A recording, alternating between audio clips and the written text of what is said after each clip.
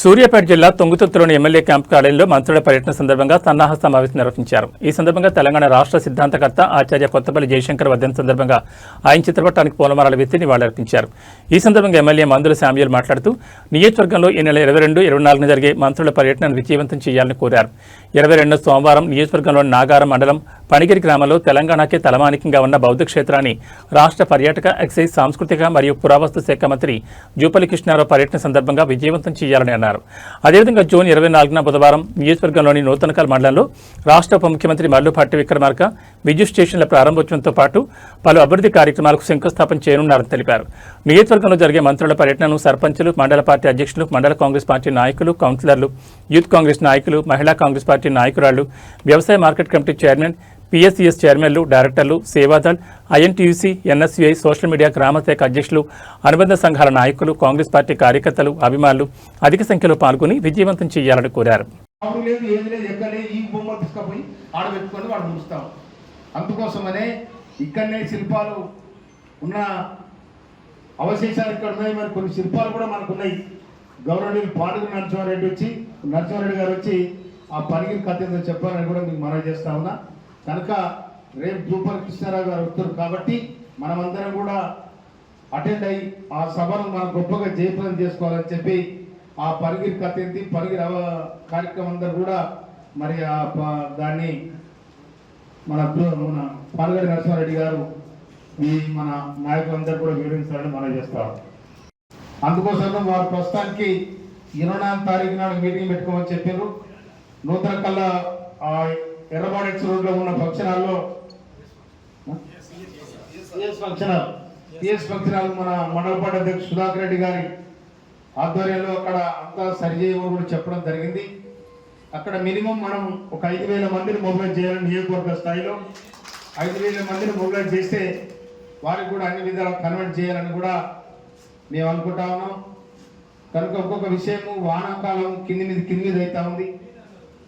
వానలు మనం అనుకున్న తరికల పడతలు, రైతులు కూడా జర అట్టికే ఇబ్బందిలో ఉన్నట్టు మనం అనుకుంటున్నాం.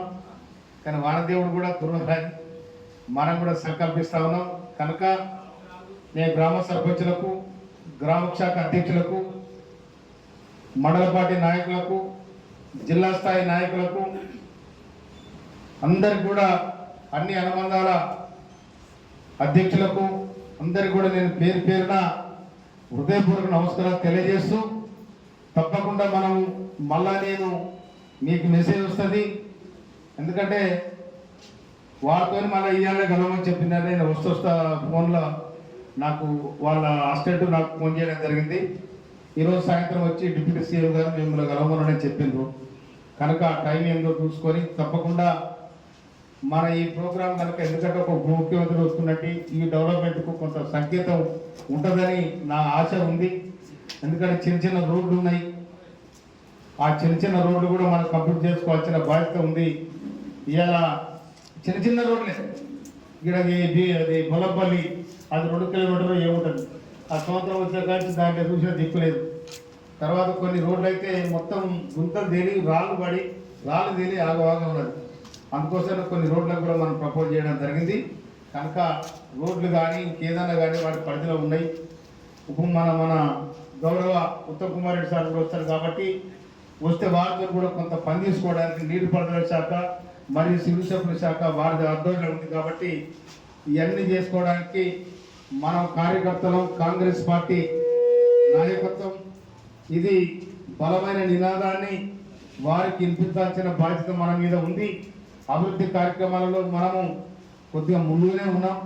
ఎందుకంటే నిన్న మొన్ననే మన కోర్టు కూడా హైకోర్టు కూడా మోత్కూర్కి హైకోర్టు కూడా వచ్చే అవకాశం ఉంది. నేను మొన్ననే పోయి రిజిస్ట్రార్ జనరల్ కూడా నేను కలవడం జరిగింది. ఆల్రెడీ మన తుంగతుర్తిలో కోర్టు ఉన్నది. తర్వాత మోత్కూర్లో కూడా మనకు కోర్టు అవుతుంది. ఆ తర్వాత ఇంటిగ్రేటెడ్ స్కూల్ వచ్చింది. రకరకాలుగా మనం దాదాపు నేను ఎమ్మెల్యే అయిన తర్వాతనే దాదాపు 100 కోట్ల రూపాయల పైన ఈ సీసీ రోడ్ కూడా